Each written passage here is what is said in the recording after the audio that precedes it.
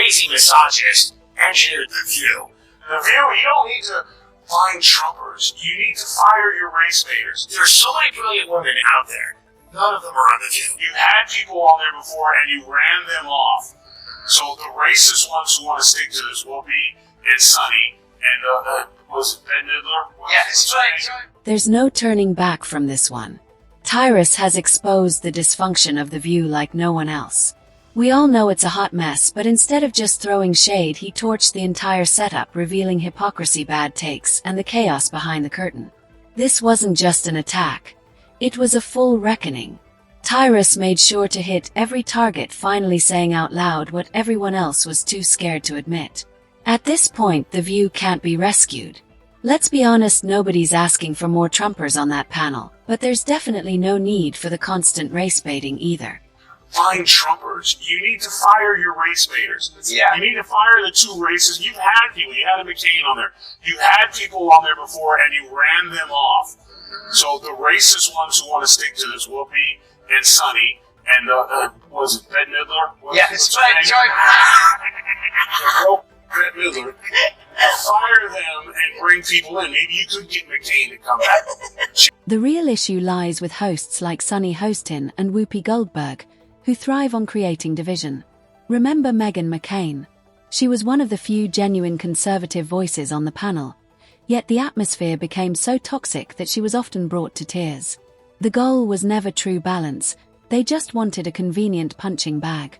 If the network genuinely cared, the CEO would step in and draw a line. No more casual hatred, no more double standards, and no more race-based attacks. Viewers are tuning out because they're tired of watching the show exploit racial tension as a cheap marketing tactic. Being attacked. So the problem is that you have to go after the racist people. And be the CEO goes, you know what, I'm not going to allow a woman on my show or man that will go after white America and talk about them like dogs. That doesn't represent our ideals and values for anyone. And get rid of those people. And this will clear up real quick. You got black racists on TV who can just go all day and say anything about white people. And I guess lo and behold, they forgot that there's a lot of people at home, white people at home during the day that are not watching your show. It's no secret that The View thrives on drama. But some of the hosts don't just stir the pot, they cross the line. Everything seems to be framed through the lens of race, and when offensive or borderline racist remarks are made, there's zero accountability. Imagine the backlash if a conservative said even half of what Ana Navarro or Sonny Hostin have said. Instead, the media simply looks the other way. Sonny has dismissed entire viewpoints based solely on skin color, even mocking minorities who vote conservative as if independent thought isn't allowed. Meanwhile, Navarro once claimed that all nannies are Latinos, an outrageous generalization that would have caused a firestorm if the roles were reversed.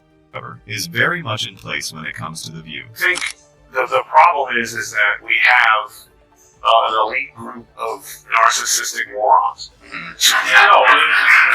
wish that was a joke, but it's not. They don't. To go on TV every day to objectively talk about something, you have to study, you have to research the pros and cons. And both candidates, you should find things you like, things that concern you. It's called doing work. That's why all the old. Former co-host Candace Cameron Bure offered a rare glimpse behind the scenes, and her revelations speak volumes. She explained that the hosts were essentially forced to cram like students, receiving overnight topic lists from producers and spending 4 to 5 hours on homework every night. The result? A show that feels drained, repetitive, and far from authentic. Viewers are met with the same recycled sound bites, shallow talking points, and scripted exchanges day after day. It's not real conversation. It's a one-sided performance designed to provoke, not inform. And stayed up all night checking sources and this and that, whatever. When you get The View, who are like, I don't have to think anything. I don't like them, and I'm rich, so you should like them either. And I can say anything because no one's going to check me. I surround myself with people. They'll have one puppet Republican who was scared to death to say anything against them, or if she does come out, they'll interrupt her nonstop. So there's this level of stupidity, and it spreads because they don't have to. All they have to say is Trump is Hitler, and their followers will be like, "Oh." And just when you think the circus can't get any worse, it somehow does. Total chaos unfolds as they target one group, then quickly turn on everyone else. Watching someone try and fail to rewrite reality live on air is something to behold. And just wait to see who gets thrown under the bus next. The meltdown keeps escalating, and that's exactly why people can't stop watching.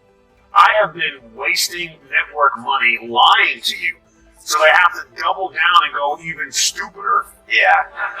and keep saying things like, I only watch because of the clips. You force us to watch The View. I do. He does. He's like, yeah, you... Let's be honest. The View stopped being a real talk show a long time ago. It's become an echo chamber dressed up in daytime TV glamour. The same tired talking points are repeated day after day until viewers start mistaking opinion for fact. Genuine debate has vanished, replaced by a rinse and repeat cycle that dulls critical thinking. That's exactly how cancel culture spiraled out of control. Yesterday's hot takes are suddenly costing people their careers. While some on the left treat the show like gospel, many others are simply fed up with hearing the same recycled script over and over again. Cringe because they get caught up in their lives. What do? The new word is misogynistic. And guess what? Their only mistake was they blamed white men. They forgot that black men, Hispanic men, and Asian men too. So that's the new thing.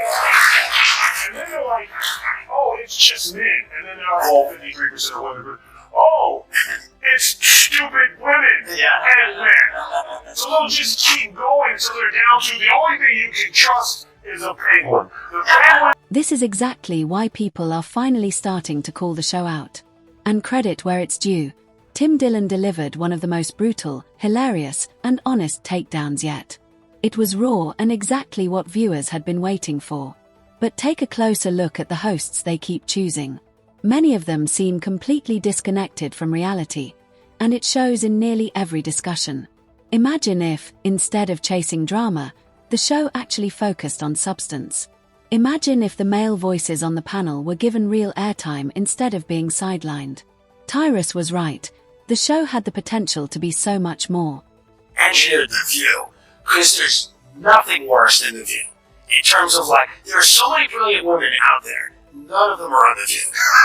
None of them have gone near the set of The View. I mean, they have brought in the lowest tier of the, what is it, the Y chromosome? No. The X. They brought in the lowest of the double X's for that one. It's rough. Yeah, I mean, sure, again, these people have dementia. These are people who, should not be allowed out of the house. They have a national platform. I mean, it is crazy. They have no idea. These people have never read a book, and there's versions of it. What if we put the women in the audience and let the men discuss the issues? This is just an idea I have for ABC corporate. Well, clearly, or have one woman serve everyone drinks and give her a quick opinion. Quick, in and out. Just guys. Okay, maybe that last part was a joke, or was it? Because seriously, why aren't there any men hosting The View? Progressives love to preach about breaking gender roles, promoting diversity, and championing inclusion. So why stick with an all-female lineup? Where's the equality they constantly talk about? Could it be that The View is guilty of the very selective progressivism it claims to oppose? Is this hypocrisy? Or just another form of discrimination? Share your thoughts in the comments, and don't forget to hit that share button so your friends can join the conversation too. Thanks for watching. And trust me, the next one's going to be even better.